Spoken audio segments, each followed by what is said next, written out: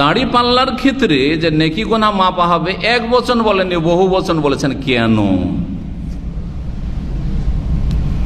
প্রথম কথা, আমাদের আকীদা যে কিয়ামতের মাঠে কি হবে, নেকি গুনহার ওজন হবে, ওজন হবে, মিজান কায়েম করা হবে।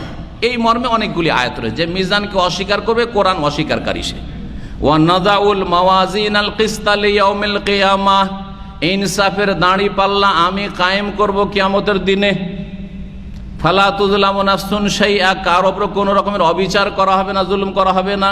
ওয়া ইন কানা মিসকাল হাববাতিন মিন খারদালিন আতাইনা বিহা ওয়া কাফা বিনা হাসিবিন, এই আয়াত রয়েছে সূরাতুল আম্বিয়াতে রয়েছে, সূরা আরাফে রয়েছে। ওয়াল ওয়াজনু ইয়াউমাইযিনিল হক, সেই দিন ওজন করা হচ্ছে চিরসত্য কথা। ফামান সাকালাত মাওয়াজিনু ফাউলাইকা হুমুল মুফলিহুন, যাদের দাড়ি পাল্লা সমূহ মানে নেকির পাল্লা সমূহ ভারী হবে তারা সফল কাম, সাকসেস, একেবারে কামিয়াব। ওমান খাফাত মাওয়াজিনু, যাদের নেকির পাল্লা হালকা হয়ে যাবে, ফাউলাইকাল্লাযিনা খাসিরু আনফুসাহুম, তারা নিজেদেরকে ক্ষতিগ্রস্ত করবে আর জাহান্নামে চিরকাল থাকবে। আল্লাহু আকবার। তাহলে কোরআনে কারীমের বেশ কিছু আয়াত রয়েছে, তার কয়েকটি আয়াত আপনাদের সামনে পেশও করলাম, যে দাড়িপাল্লা, ওজন, মিজান এগুলো রয়েছে, কিন্তু বহু বচন যে বলা হয়েছে। জি, একটি বিষয়। আরেকটি বিষয় হচ্ছে ওজন হবে তো হবে কি ওজন হবে? এক হচ্ছে নেকি ওজন করা, নেকি গুনাহ ওজন হবে এক। দুই নম্বর হচ্ছে নেকি যেই আমল নামাতে কর্মলিপিতে লেখা আছে সেই বইগুলি, হ্যাঁ, সেই বইগুলি ওজন হবে, সেই পেপারগুলি ওজন হবে। বুঝতে পারছেন না? পারছেন না? আমল নামা তো বুঝতে পারছেন। আমল নামা মানে কর্মলিপি, যাতে লেখা আছে কাজকর্ম, নেকি লেখা আছে, গুনাহ লেখা আছে, সেগুলি ওজন হবে। আরেকটা বিষয় হচ্ছে যে ওই মানুষ, প্রত্যেক মানুষকে ওজন করা হবে। কোনটা? এই তিনটার মধ্যে। যে বলবেন হাত তুলবেন, এত হইচই কথা শুনতে চাই না। কেউ কারো যদি জানা থাকে তো বলবেন, আর না হইলে চুপচাপ। কি ওজন হবে? শুধু নেকি গুনাহ ওজন হবে, না যেই খাতা কপিতে নেকি গুনাহ লেখা আছে আমল নামায় সেগুলি ওজন হবে, নাকি ওই মানুষটাকে ওজন করা হবে? আরে একজনকে বলতে যে বলবেন হাত তুলবেন। আমল নামা ওজন হবে এক, আমল ওজন করা হবে, মানে নেকি গুনাহটাই ওজন করা হবে। জি হ্যাঁ, আজকাল যখন মানুষ, হ্যাঁ, কতটা গরম, কতটা ঠান্ডা, কতটা বেগে বাতাস বইছে, সবকিছু ওজন করে নিচ্ছে। জ্বর কতটা শরীরে আছে থার্মোমিটারে, কয় টাকার 5 লিটার থার্মোমিটারে আপনার ওজন করে দিচ্ছে। হ্যাঁ, প্রেসার কতটা আছে ওজন করে দিচ্ছে, তাই না? তাহলে নেকি আর গুনাহ যদিও আনসিন, দেখা যায় না, অদৃশ্য, এগুলো ওজন করাটা আল্লাহর পক্ষে কোনো বিষয়।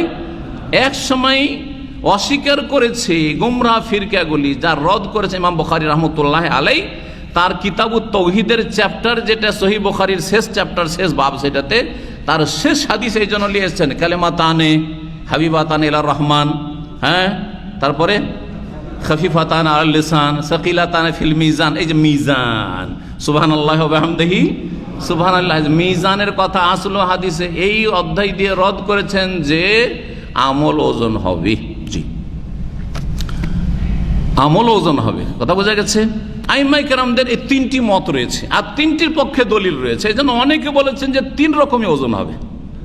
নেকি গুনাহ ওজন হবে, শুনে রাখেন ভালো করে, নেকি গুনাহ ওজন হবে যা অদৃশ্য, আর নেকি গুনাহ যেই বহিতে লেখা আছে আমলনামা কর্মলিপি, সেগুলিও ওজন হবে। এক পাল্লাতে, হ্যাঁ, নেকির আমলনামা, আর এক পাল্লাতে গুনাহার আমলনামা, আর প্রত্যেক মানুষকে ওজন করা হবে। একটি হাদিস রয়েছে যে হাসরের মাঠে দুনিয়ার সবচাইতে যে মোটা মানুষ ছিল, আর সবচাইতে লম্বা ছিল, আর সবচাইতে বেশি ওজন সহি, দুনিয়াতে ওর ওজন ছিল আজকালকার যুগে ওজন যা 2-300 কিলোর। এটা একটা আযাব, তাই না? মনে করা হচ্ছে। কিন্তু যখন মানুষ আদম আলাইহিস সালামের মতো লম্বা হইতো, কত হাত লম্বা ছিলেন? 60 হাত লম্বা। আর কমতে কমতে 60 হাতে 30 হাত, 20 হাতও যদি হয় তো 3.5-এর চাইতে তো অনেক বড়, তাই না? আস্তে আস্তে না কমেছে? তো এই যে ওজন আমরা এখন 3.5-এ পৌঁছেছি, তাদের ওজন কত ছিল? তাহলে অনেক ওজন সহি মানুষ, ওজন সহি একদিক যে বডির ওজন, আর একটা হচ্ছে প্রভাবের দিক দিয়ে ওজন। আমরা বলছি না অনেকজন ওজন সহি মানুষ, তার মানে কি অনেক মোটা, অনেক প্রভাবশালী, অনেক ক্ষমতা তার হাতে, অনেক প্রভাব আছে তার সমাজের ওপর, একটা দাপট আছে। এক সমাজে একজন ওজনসই মানুষ, জি হ্যাঁ, ভাই আমার একটা ওয়েট আছে বলছেন না, আমার একটা ওয়েট আছে, অমুকের একটা ওয়েট আছে, এই শব্দগুলি ব্যবহার করছেন কিন্তু আপনারা।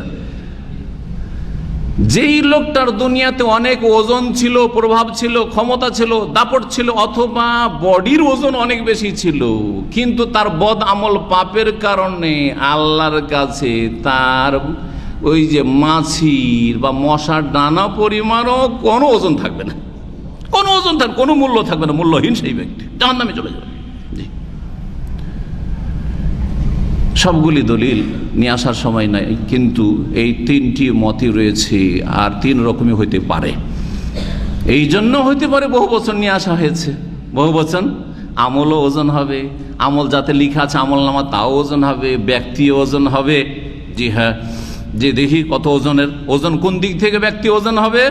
আমলের দিক থেকে। একটা দুর্বল ক্ষীণ ছিল, মাত্র 50 কিলো ওজন, কিন্তু তার এলেম, তার আমল, তার আখলাক, তার আকীদা, তার সুন্নাতের ইত্তেবা অনুসরণ, আর মাশাআল্লাহ তার পরহেজগারি ইত্যাদি সার্বিক দিক রয়েছে অনেক বেশি। আর একজন লোক, আমাদের দেশের বড় বড় পীরগুলি তো হালকা ওজনের আছে, কেউ 60-70 কিলোর খুঁজে পাইবেন নাকি?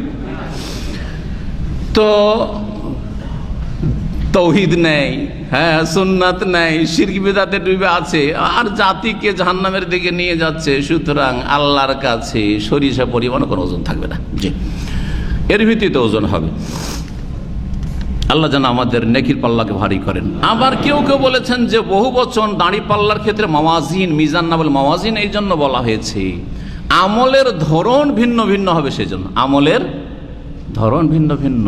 জি হ্যাঁ, দেখেন তৌহিদের ওজন হবে, সুন্নতের অনুসরণের ওজন হবে, শিরিকের ওজন হবে, বেদাতের ওজন হবে।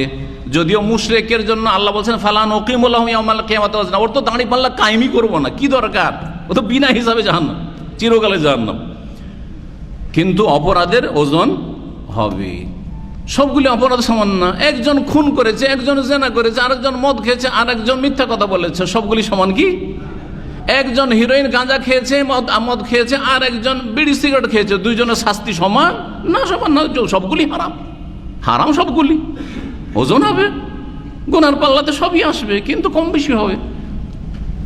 হারামেরও স্তর আছে, নাজায়েজেরও বিভিন্ন স্তর রয়েছে। তো আমলের ভিন্নতার কারণে, জি, তারপরে বিভিন্ন দল, কত দল, ফিরকা, ফিরকার ভিন্নতার কারণে বহু বচন। জি, সুফিদের কতগুলি তরিকা আছে, যতগুলি কাফের উম্মত আছে তাদের কতগুলি ধর্মকর্ম আছে, যতগুলি মানব রচিত মতবাদ আছে, কতগুলি মতবাদ আছে। তাহলে এই সবের দিকে লক্ষ্য করে বহু বচন উল্লেখ করা হয়েছে, ও মিজানকে বা মাওয়াজিন দাঁড়িপাল্লা বলা হয়েছে। আল্লাহু আলাম।